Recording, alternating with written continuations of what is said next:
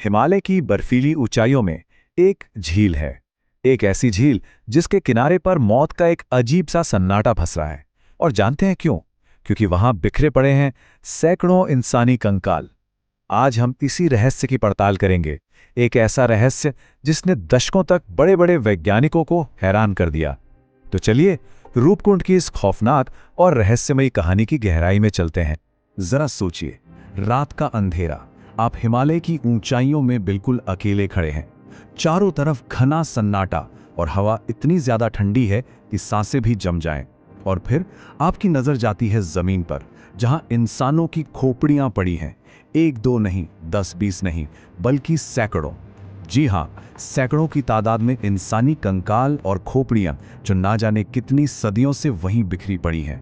ये मंजर किसी के भी दिल की धड़कन रोक देने के लिए काफी है।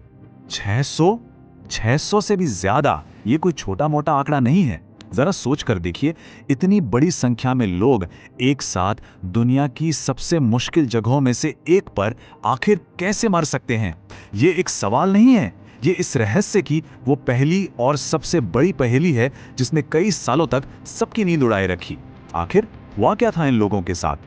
अच्छा, तो इस हैरत अंगेज रहस्य की तह तक जाने से पहले ये समझना बहुत जरूरी है कि ये जगह आखिर है कैसी। क्योंकि रूपकुंड झील सिर्फ एक रहस्यमयी जगह ही नहीं है, बल्कि एक बेहद बेहद खतरनाक और जानलेवा इलाका भी है। ये झील है भारत के उत्तराखंड में चमोली जिले में, और इसकी ऊंचाई करीब करीब 16,500 फीट, मतलब दिल दहला देने वाली ऊंचाई। यहाँ तक पहुँचना कोई आसान काम नहीं है। कई कई दिनों की थका देने वाली चढ़ाई, हवा इतनी पतली कि सांस लेना मुश्किल हो जाए, रास्ते इतने खतरनाक, और मौसम मौसम का तो कुछ कह ही नहीं सकते। यहाँ एक पल में तेज धूप होती है तो अगले ही पल सब कुछ एक भयानक बर्फीले तूफान में गुम हो जाता है। ये जगह सच कहें तो मौत का बुलावा है। तो चलिए अब कहानी में थोड़ा पीछे चलते हैं। ये जानते हैं कि ये डरावना रहस्य दुनिया के सामने पहली बार आया कैसे। साल था 1942, और उस वक्त पूरी दुनिया दूसरे विश्व युद्ध की आग में जल रही थी। उसी दौर में एक ब्रिटिश फॉरेस्ट ऑफिसर इस वीरान इलाके में अपनी गश्त पर था, जब अचानक उसकी नजर इन बिखरे हुए कंकालों पर पड़ी। अब देखिए, माहौल विश्व युद्ध का था, तो पहला शक सीधा का सीधा जापानी सैनिकों पर गया। यही सोचा गया कि शायद ये वो जापानी सैनिक थे जो तिब्बत के रास्ते भारत पर हमला करने की कोशिश कर रहे होंगे और यहाँ के जानलेवा मौसम का शिकार हो गए। लेकिन जब जांच हुई तो एक अजीब बात पता चला कि ये कंकाल तो बहुत बहुत ज्यादा पुराने थे। इतने पुराने कि उनका विश्व युद्ध से तो कोई लेना देना हो ही नहीं सकता था। तो इस खुलासे ने पहले जवाब को तो गलत साबित कर दिया, पर रहस्य को और भी ज्यादा गहरा बना दिया। तो जब शुरुआती आसान जवाब गलत निकले, तब इस गुत्थी को सुलझाने का जिम्मा उठाया गया विज्ञान के जरिए। वैज्ञानिकों को पूरी उम्मीद थी कि भाई मॉडर्न टेक्नोलॉजी से तो इस रहस्य से पर्दा उठ ही जाएगा। लेकिन हुआ क्या? हुआ ठीक इसका उल्टा। विज्ञान ने जवाब देने की जगह और भी मुश्किल और भी हैरान करने वाले सवाल हमारे सामने खड़े कर दिए। सबसे पहले हुई कार्बन डेटिंग, और इसके नतीजों ने तो सच में सबको चौंका कर रख दिया। जांच से यह सामने आया कि झील के किनारे पड़े सभी कंकाल एक ही समय के नहीं थे।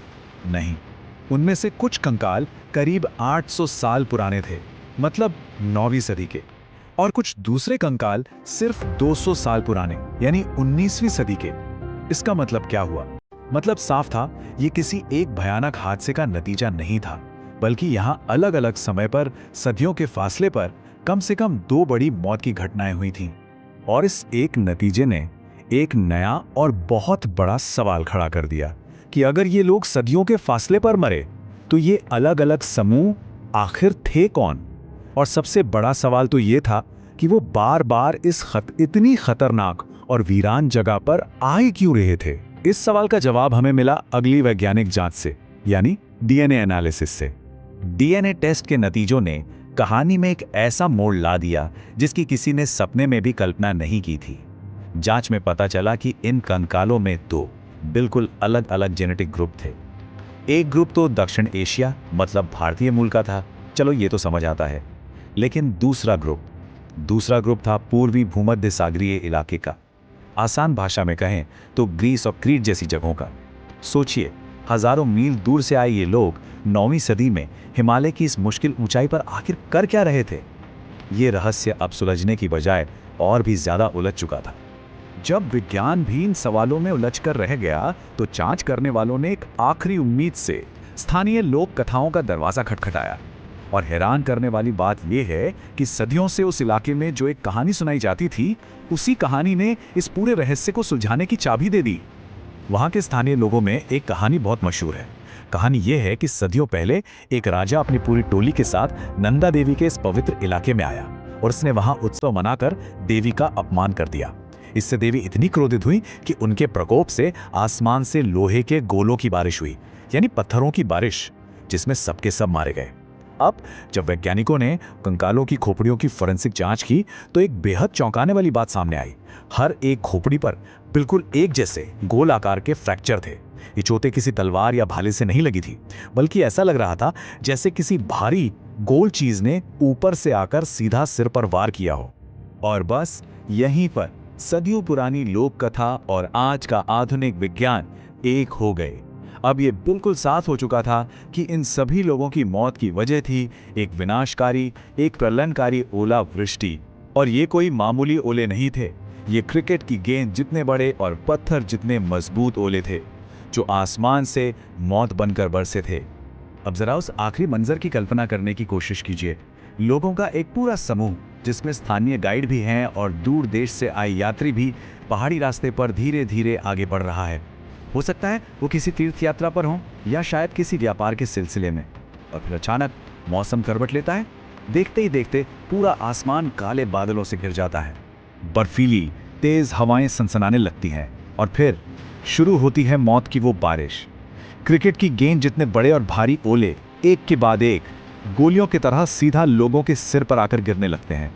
सोचिए, उस खुली वीरान ऊंचाई पर सिर छिपाने के लिए एक भी जगह नहीं थी, भागने का कोई रास्ता नहीं था। कुछ ही मिनट के अंदर उस भयानक ओलावृष्टि ने एक एक करके पूरे के पूरे समूह को खत्म कर दिया।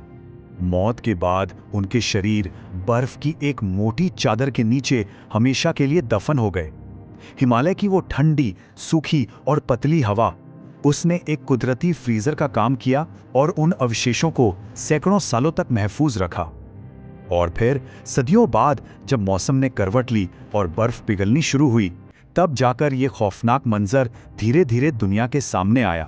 तो रूपकुंड की ये दिल दहला देने वाली कहानी हमें आखिर सिखाती क्या है? ये सिर्फ एक पुरानी रहस्यमयी घटना का विश्लेषण भर नहीं है, नहीं, बल्कि ये प्रकृति का दिया हुआ एक बहुत गहरा और बहुत गंभीर सबक है। ये कहानी हमें बार बार याद दिलाती है कि प्रकृति की असीम बेहिसाब शक्ति के सामने इंसान कितना छोटा और कितना बेबस है। हम चाहे कितनी भी तरक्की क्यों ना कर लें, लेकिन सिर्फ एक पल में प्रकृति अपनी ताकत से सब कुछ खत्म कर सकती है। रूपकुंड इसी कड़वे सच्चाई का एक जीता जागता और बेहद खौफनाक उदाहरण है। रूपकुंड का रहस्य तो काफी हद तक सुलझ चुका है, लेकिन यह हमें सोचने पर मजबूर जरूर करता है, क्या हमारी इस दुनिया में आज भी कहीं गहरे समंदर की तह में या बर्फीले पहाड़ों के नीचे ऐसे ही न जाने कितने और रहस्य दबे पड़े हैं, जो बस अपने खोजे जाने का इंतजार कर रहे हैं।